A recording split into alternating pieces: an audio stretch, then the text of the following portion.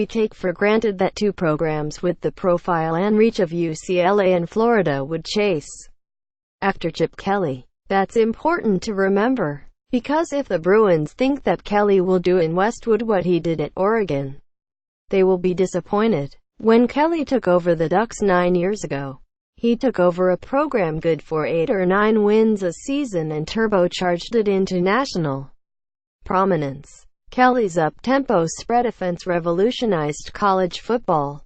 That's the only way a program like Oregon, with little winning tradition and even less of a local recruiting base, could play on the national stage. Editor's picks by hiring Chip Kelly. UCLA finally shows its all-in long viewed as a sleeping giant.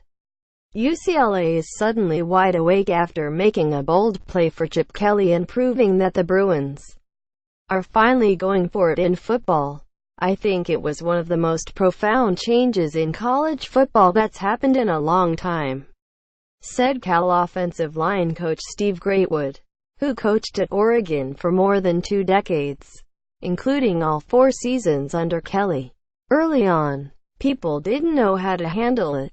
Greatwood said, defenses couldn't get lined up, adding the quarterback as part of the true run game without being an option team, being a zone team but having that element of the quarterback run and being able to spread the field and utilize all 53 yards of the field was pretty revolutionary. We really caught the defensive world of college football off guard. Quote, what benefited Kelly at Oregon? The element of surprise. The excitement, panic that occurs when someone manipulates the X's or O's in a way that upends the status quo, is gone. Defensive coordinators have a better grasp on how to stop the up-tempo spread than they did a decade ago. Officials have a better grasp on giving defenses a chance to substitute players. The football gods taketh, and they giveth. At UCLA, Kelly will be recruiting to a brand name. Kelly's record at Oregon is even more remarkable given the talent differential that existed between the Ducks and the sports elite.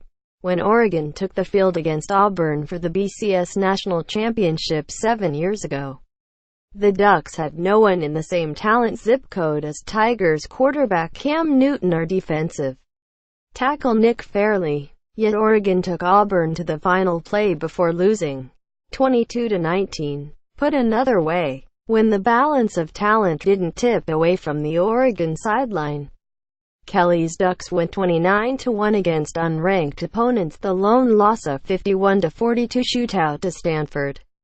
In 2009, Chip Kelly made Oregon a national contender without blue-chip talent across the board. Steve Dykes, Getty Images. Kelly made Oregon a national player in recruiting. Remember when he flipped Scatback DeAnthony Thomas from USC to Oregon on signing day in 2011? But now Kelly doesn't have to do that. He can stay home and recruit. In Westwood, Kelly can't drive to Starbucks without running into a 4-star recruit. There will be no need for a Willie Lyles, whose recruiting assistance in Texas resulted in probation for Oregon and a show-cause restriction against Kelly. Nearly half, 41 of 93, of the Ducks signees in Kelly's 4 seasons in Eugene came from California. Kelly built Oregon into a national power on the backs, hands and feet of California recruits. That's not unusual for Oregon or any team in the Pac-12. But it's relevant given his return to the conference. That's a good thing, because Kelly's distaste for recruiting is well known. He talked about the draining time demands of it to Philadelphia Magazine 4 years ago. Mark Helfrich, his offensive coordinator and successor at Oregon, mentioned it on ESPN Radio last year. According to his former Oregon assistants, Kelly doesn't like the ballyhoo of recruiting, the godding up a 17-year-old. Kelly doesn't do ballyhoo. Chip is very good at evaluating, said Nick Aliotti, the Pac-12 Network's analyst who ran Kelly's defense. We spend a lot of time in evaluation. What Chip is not good at is the tweeting and the schmoozing. He can do a nice job on the home visit, That's just his social makeup. Quote, he wasn't the kind of guy who was just a bird dog on a recruit, calling a recruit all season long. Greatwood said, I mean, you got him in front of people. He's impressive, the way he carries himself. I think he didn't like the whole process of taking a kid from early January and recruiting him all through the following February to signing date. I think that kind of took its toll on him. Quote, Kelly is an introvert who calls watching video the fun part of the job. Quote, he doesn't want to be a celebrity, which is another reason why he's at UCLA instead of Florida. The last thing Kelly wants is to be in Florida, who Nick Saban is in Alabama, who Kirby Smart is in Georgia, or who any state university head coach is in the Southeastern Conference. It was enticing to think about Kelly in Gainesville. Kelly has no ties to Florida, which is not to say he didn't fit a familiar and beloved profile. Let's see. Guru of an exciting, fast-paced passing offense. Winner of a conference title at a school that had been a perennial doormat. Coach known for his dislike of recruiting, Kelly fit a lot of the profile of the headed ball coach. But let's not stretch the comparison too far. Steve Spurrier liked being the public face of his program. Maybe a little too much if you're Jim McElwain.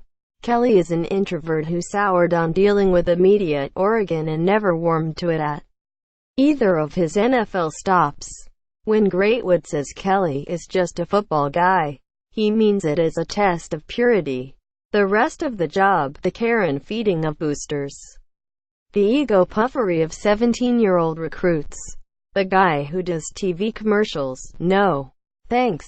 Although Kelly's Tostitos ads when he coached the Philadelphia Eagles were terrific, I don't think Chip likes that kind of stuff. Aliotti said, in L.A., you can be hidden. Quote, there are few high-profile jobs that carry a lower profile than being the head coach of UCLA in Los Angeles. When the sports spotlight gets around to college football after the Dodgers or the Lakers or the Clippers or the NFL teams, it tends to shine a few miles east of Westwood, on the John McKays and Pete Carrolls of the Southland. UCLA is not USC. USC is winning again. And with a coach, Clay Helton, who can turn a spotlight dim. That's one skill Kelly doesn't have. Even as the unique circumstances that made Oregon a national power and Kelly a national name don't exist in UCLA. Kelly brings a high profile to Westwood, even as he just wants to be a football guy, even as he makes a market value salary, close to $5 million per, even as he jockeys for position in the Pac-12 South. It won't take another revolutionary change for Kelly to win at UCLA. But it will be fun to see what he has up his sleeve. Too bad we have to wait 10 months to find out.